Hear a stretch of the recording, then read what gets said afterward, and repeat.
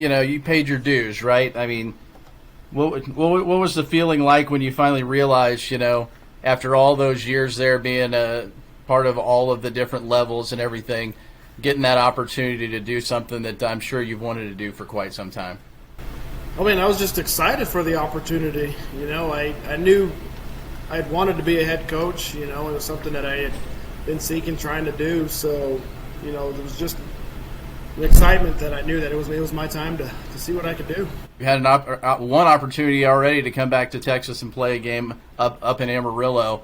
This one will probably be a little more special for you, I'd imagine. What's it going to be like whenever you take the field, taking on the Tigers, knowing you're just a few miles down the road from the hometown? Oh man, it's going to be. I can't even tell you how excited I am.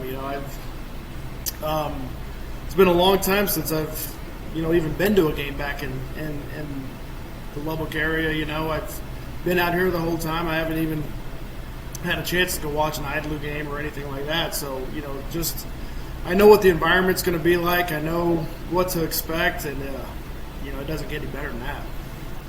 Have you talked to Coach Taylor much? I mean, I know that you're kind of busy, but I'm sure that there were some phone calls and whatnot exchanged whenever you became the head coach. And heck, maybe you even call him from time to time getting ready for a game. Actually, I talked to Coach Taylor last night. He was just checking in, see how we're doing, seeing how I felt about the game, and let me know that he was going to be there. Obviously, back in your playing days, we know the Johnny Taylor School of football.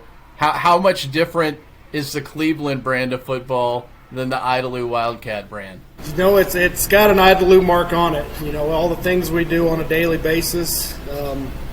Schematically, it's a little different just because football's changed since I was in high school. But the things we do, the way we work, there's definitely an Idalou stamp on this program, I'll tell you that.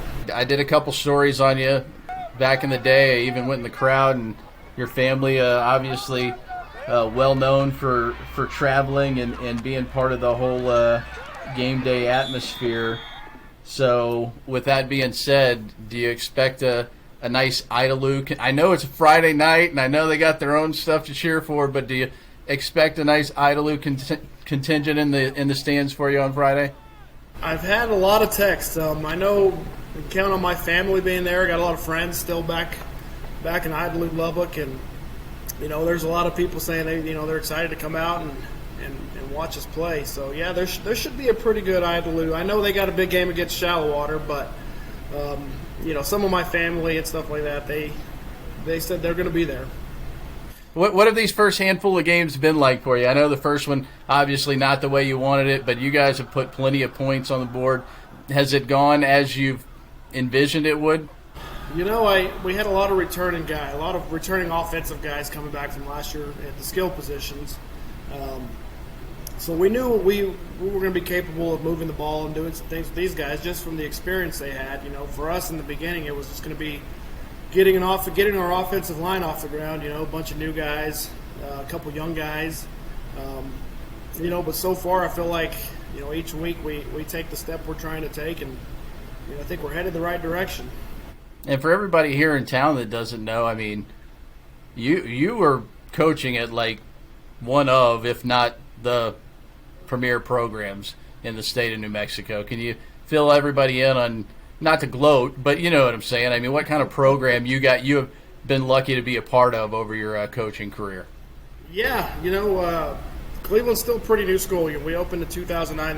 That was when I got here. So we were able to build a school from the ground up. There's a huge Texas connection here when I got here. We had several guys that had coached at Monterey, Lubbock High.